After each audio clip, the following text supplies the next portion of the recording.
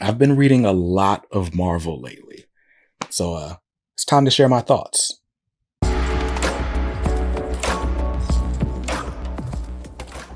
Welcome back to Comics Are Dope. I'm BJ Kicks, and this is an episode of Top 5. Every Friday, I like to run down a list of my top 5 favorite somethings. This time, we're taking a look at 5 recent Marvel trade paperbacks that I read. I'm going to give you my thoughts on them. This is technically not really a ranking in any particular order. These are just 5 recent stories I've read that I think are worth checking out, especially if you're a fan of the characters that I'm about to cover. Now, before I get too deep into this video, gotta give a huge thanks to Marvel for sending these books over last month so that I could check them out. And this is going to be an ongoing thing. I'll be telling you my thoughts on several Marvel trade paperbacks as part of an ongoing series months and months into the future. So really excited about that. But you guys saw my unboxing video, I guess about a month ago, where I showed you all the books that I got in and why I picked them. And now it's time to circle back with my thoughts on several. Now, there are some of these books that I've talked about, whether in my email newsletter or in the community tab, but there's others you have not seen me mention at all.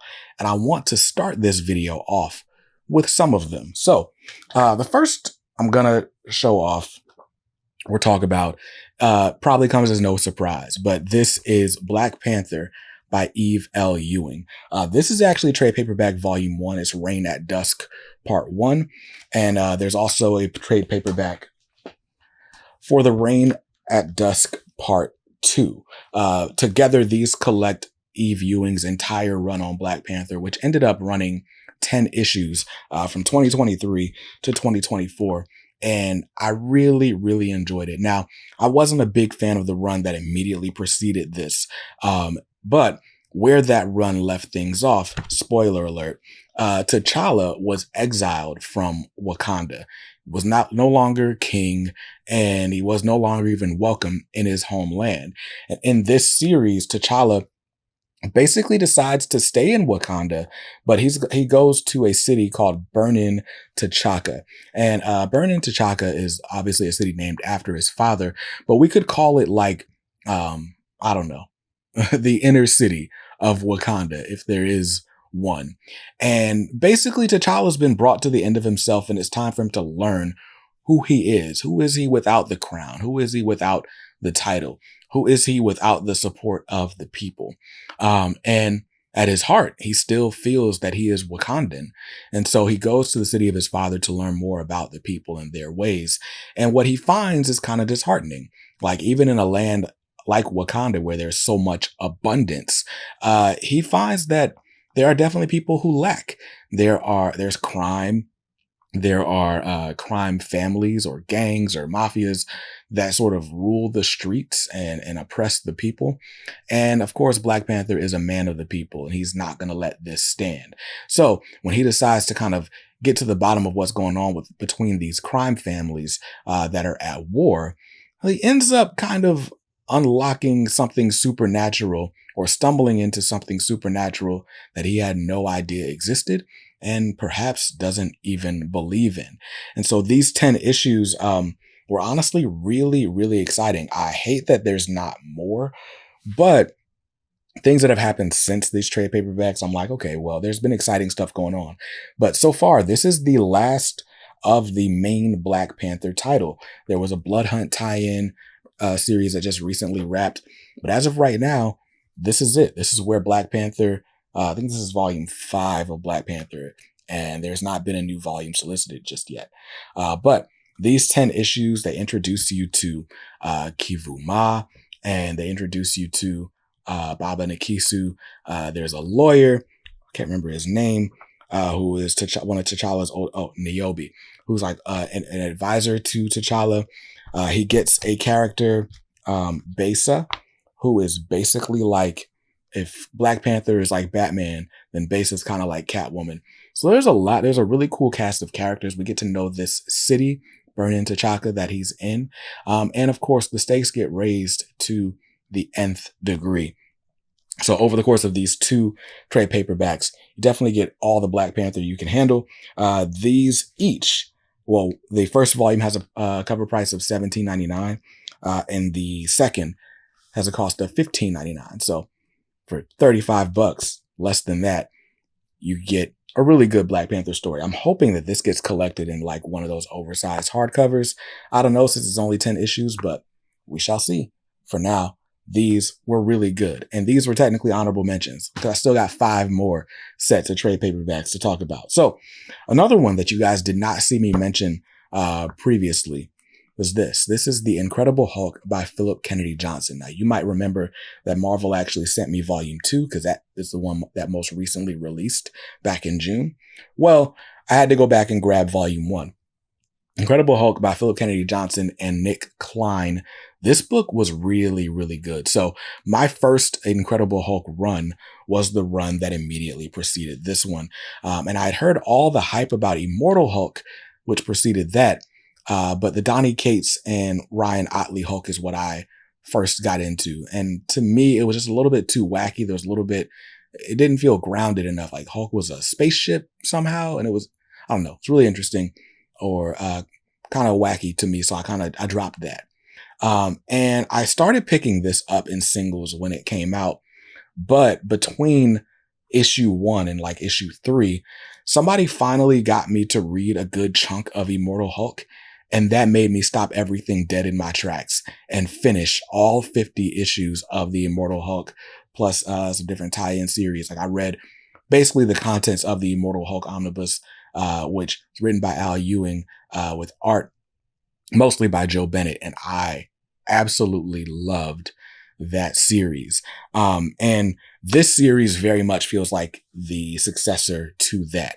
Like, if Immortal Hulk ended with issue 50 and then this started right after, I'd be like, yeah, that tracks.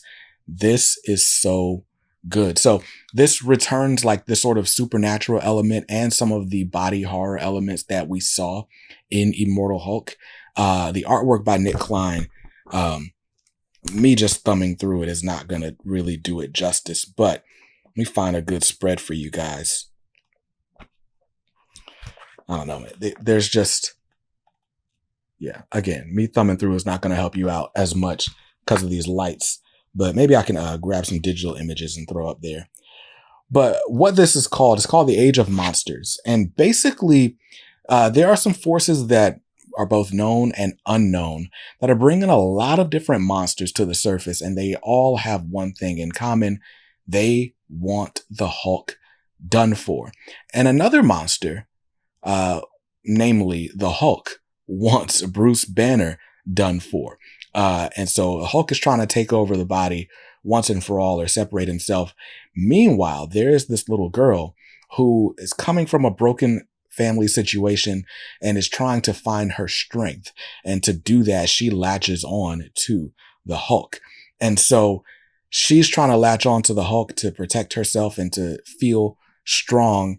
Meanwhile, Banner is like, you need to stay away from me and you definitely need to stay away from the Hulk.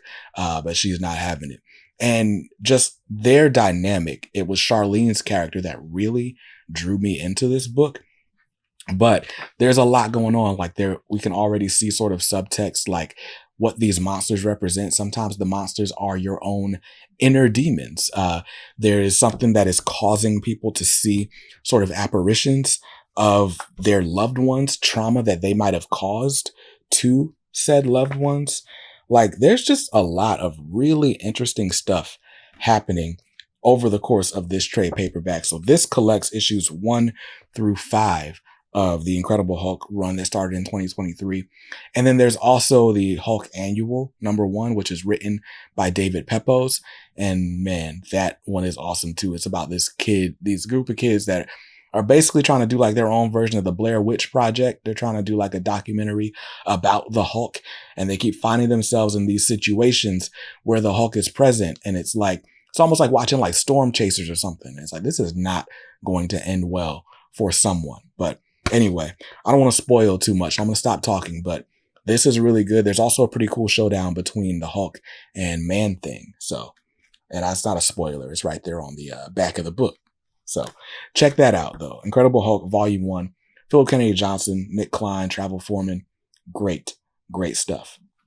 Another book that I have not mentioned prior to today is The Resurrection of Magneto. This was a 4-issue miniseries that took place during the Fall of X era.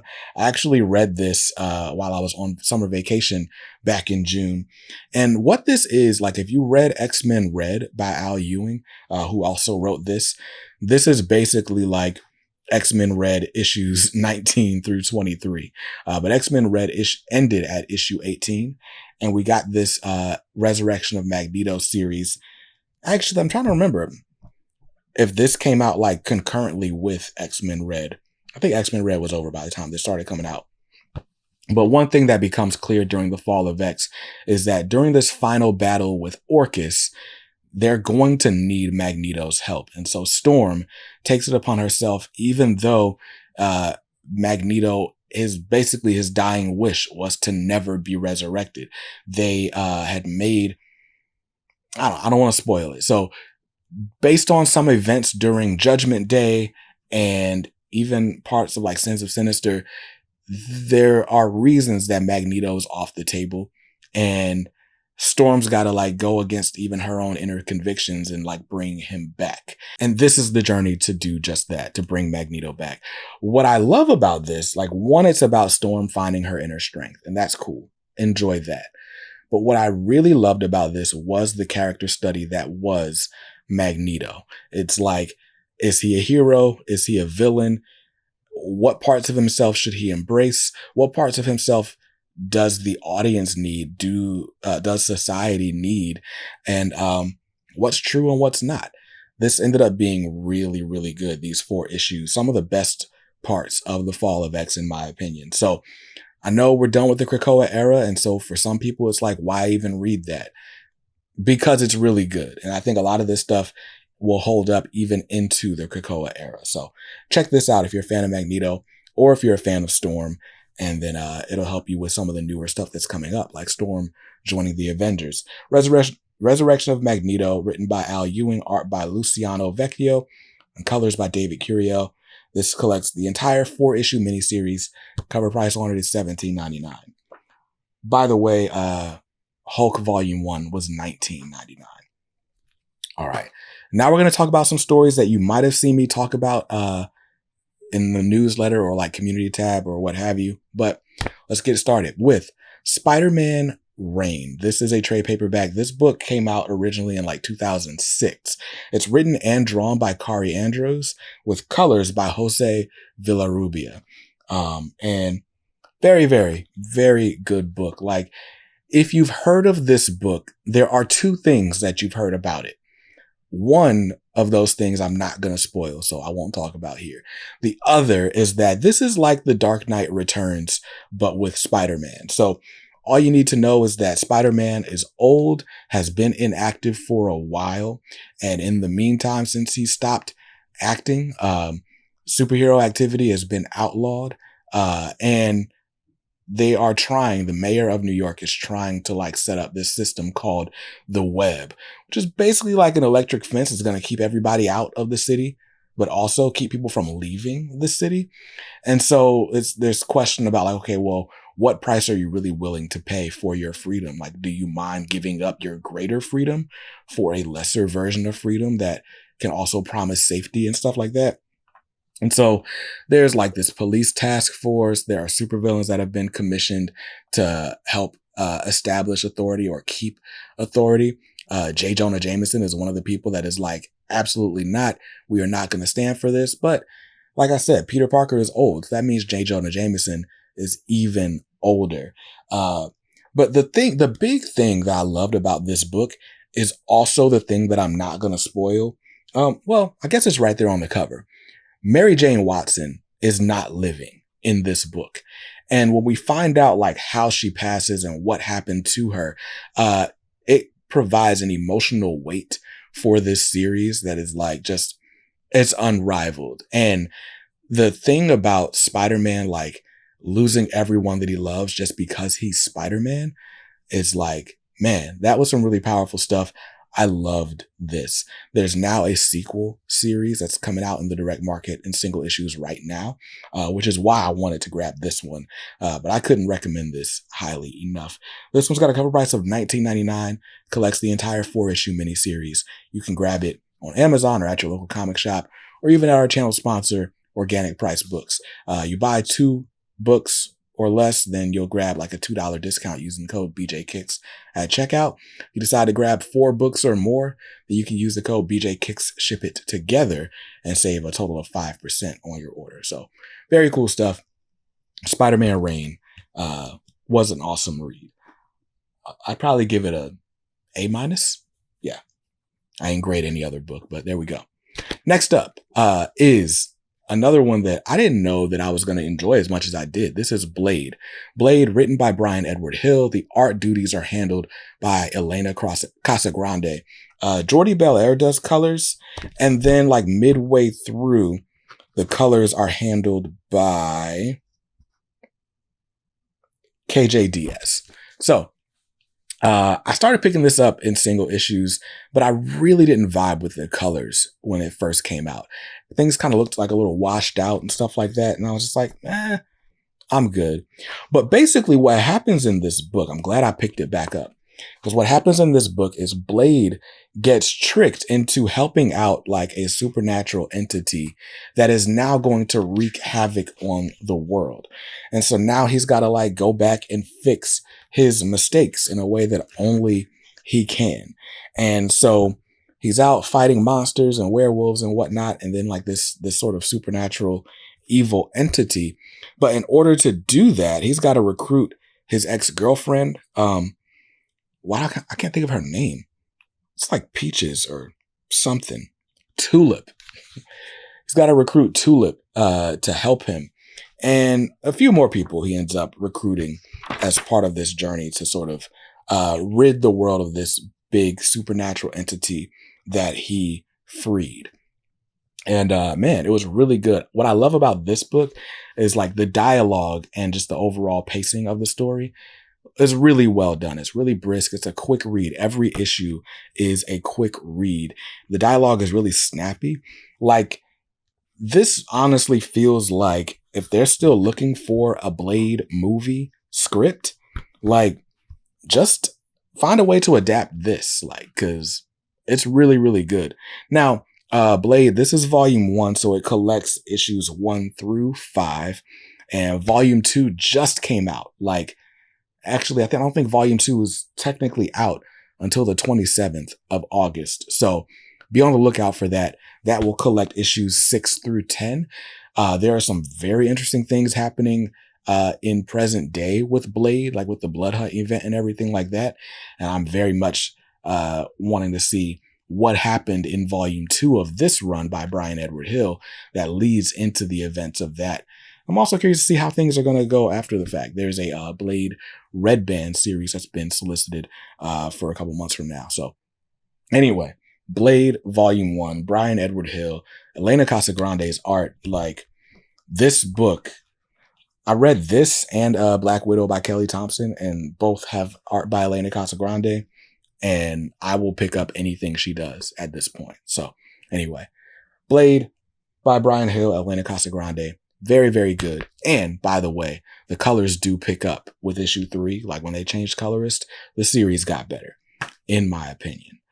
And the last book that I'm going to spotlight also happens to be the first book that I read from my big stack of Marvel trades. But this is The Punisher, The Bullet That Follows. This was a 4-issue miniseries by David Pepose with art by Dave Wachter. Now, this, I did an interview with David Pepose ahead of the release of his Space Ghost series with Dynamite. So you can check out that interview on the podcast. But this was a book that had come and gone by the time I did my interview. And so I hadn't read it at all. This I literally read in one setting or sitting on like a Saturday afternoon, and I loved every bit of it. Basically, there's a brand new Punisher. His name is Joe Garrison. He is a former agent.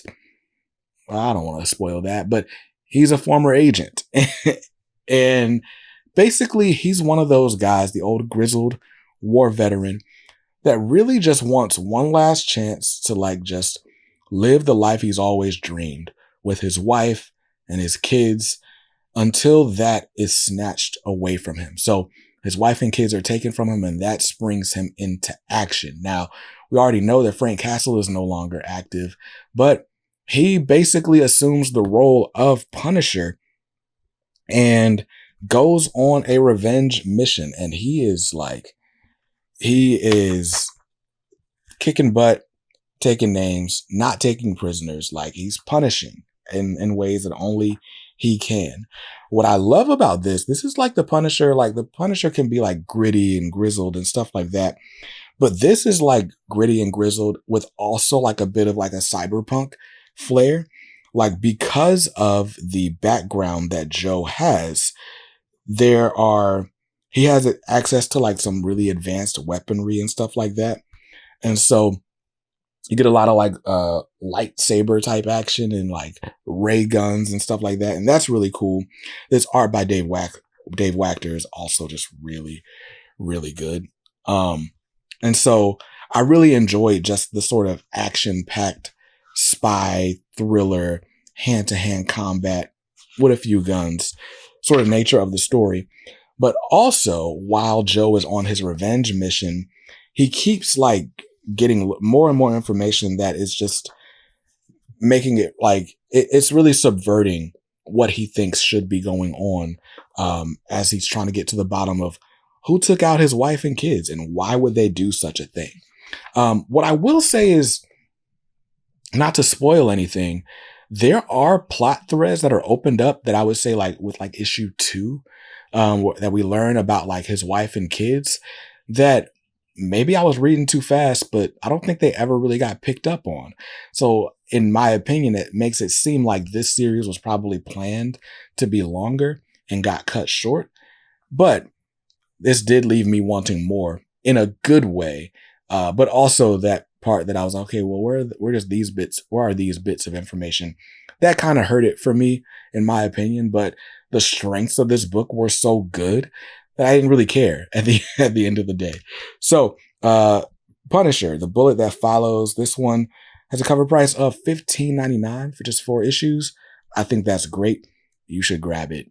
I highly recommend it. So, yeah, that was technically 7 Marvel trade paperbacks that I've read in the last 6 weeks or so. And every single one of them gets a recommend from me. My top picks out of this run, it's got to be Spider-Man Reign, Incredible Hulk. I'd probably go Blade and Punisher. Black Panther's really good, but it's over. So it's like, yeah, you can read it, but it's not going to inform anything that you're going to read in the future. I guess you could technically say the same thing about this Punisher series. Blade, I'm very excited to get into volume 2. Hulk, I'm very excited to get into volume 2. And Spider-Man Reign, I'm excited to get into the sequel of that as well. So yeah, those would be how I'd rank them in order of priority reading, just because there's more to read in those stories. So anyway, I'm not going to take up any more of your time. This has been like a 30-minute slate of reviews. I appreciate you watching. Once again, thank you to David Gabriel and the folks at Marvel for sending these over for me to check out and for you to hear about. And I'll see you guys in another video real soon. Till then, stay safe, stay awesome, and read something dope today. Peace.